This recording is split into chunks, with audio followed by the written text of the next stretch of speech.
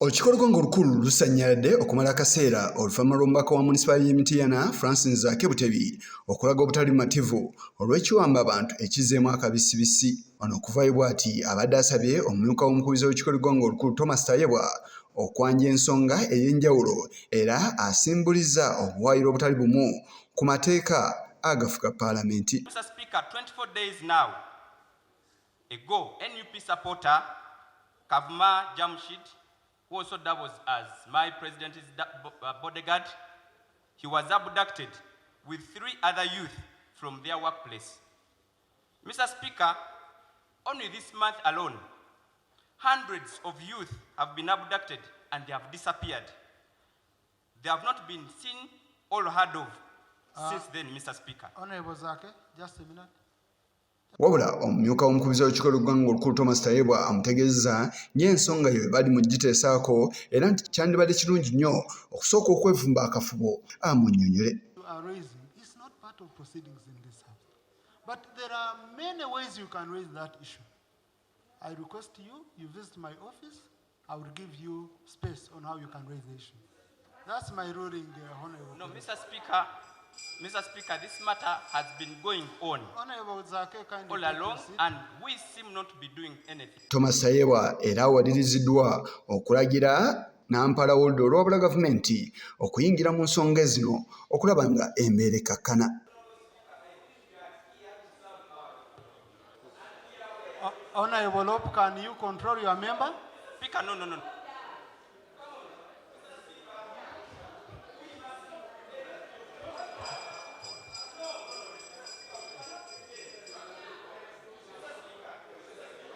Okuyimiriza Palamenti kututa akaseera akawezeeko era omumyuka w'omukulembeze w'olukiiko ng'olukulu ne yeevumba akafubo n'abakulira oludda olwa gavumenti. Mu kifo awateesezebwa omubaka Zzaake yeeyungiddwako ababaka abalala abali ku ludda olwa gavumenti nga nabo bavumirira ensonga ekiwamba abantu.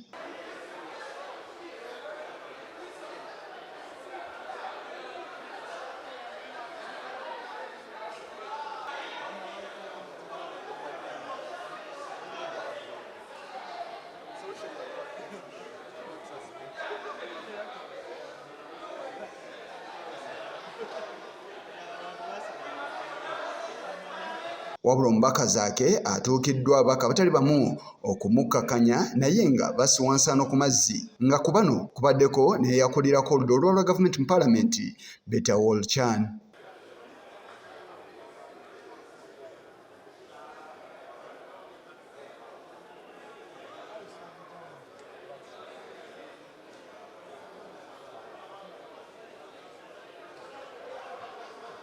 Oluvannyuma lw'akaseera omumyuka w'omukulembeze w'olukiiko ng'olukulu akomyewo nga ono alambise ensonga esoba mu emu omuli n'okujjukiza omubaka Zzaake nga bw'asaanidde okujjukira nti baliraanidde ekifo ekisanyukirwamu ekya National Theatre nga basobola okumutegekerayo ekivvulu era n'amusindika mu kakiiko aka Palamenti akakwasisa empisa kawulira ensonga ze. I want to caution you, and you see that's why I had moved to matters of national importance, because I didn't want you to push me in a corner. Okay? Colleagues, if this house has rules, if you want to do drama, go and do it in your constituencies. You can't do it on this floor. Number two, if you want pictures to go around, people holding you up, how you are arrested, clothes getting torn, and you use them during campaigns, we can organize for you near National Theatre. Then you do that. Ono era amujjukiza nga wamaze akaseera nga takiika mu Palamenti. Commit suicide here. If you're doing it for your constituency and you want to appease your constituency to show you're the one who has worked, do it. But it will never influence any decision I make here. The commitment, that issue, I started it without Honorable Zzaake being here. Honorable Zzaake has not been in this house for over 10 sittings. He has not been here, and without my permission. If I go on the Hansard, if I go on the record. But I have never spoken about him. Because he's a brother. You live a colleague. Maybe he's in a constituency. Omubaka Zzaake aweze nga bw'atagenda kupondooka era nti teyajja mu Palamenti kufuna nsimbi wabula okulwanirira be bakulembera era n'alaga nga gye bamusindise bwe bagezaako okumutiisatiisa. Those are threats. Those are mere threats. They are threatening me so that I back off that matter. I'm not that kind. I'm courageous enough and brave enough to move on. I will get there. Instead of now solving what I've been presenting, they want now to base on the symptom of how I've presented the matter.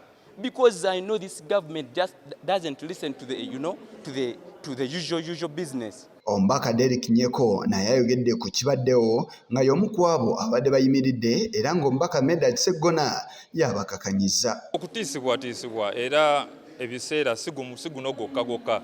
Sipiika waavuddeyo n'agamba nti alina obuyinza obugoba omubaka. Weewaawo ekyo tukimanyi naye tukirinze era tujja kizzaayo eri abantu nga bwe balina obuyinza okugoba oyo omuntu aweebwa ssemateeka okulondebwa okujja okubeera eddoboozi ly'omuntu oyo. Gavumenti wesalawo okukola mu ngeri ey'ekiyeekera esuubire n'ababaka okubehavinga mu ngeri y'ekiyeekera. Minisita omubeezi w'ebyamateeka Jackson Kafuuzi ayogedde ku ky'okuwamba abantu. I don't know when you make allegations that people have been abducted. One, I was not privy or even aware of the so-called arrest or abductions. So I do not think it is appropriate that for you as a journalist, you should term or decide to determine what is abduction and what is arrest. Let that be determined by court or the prosecuting authority.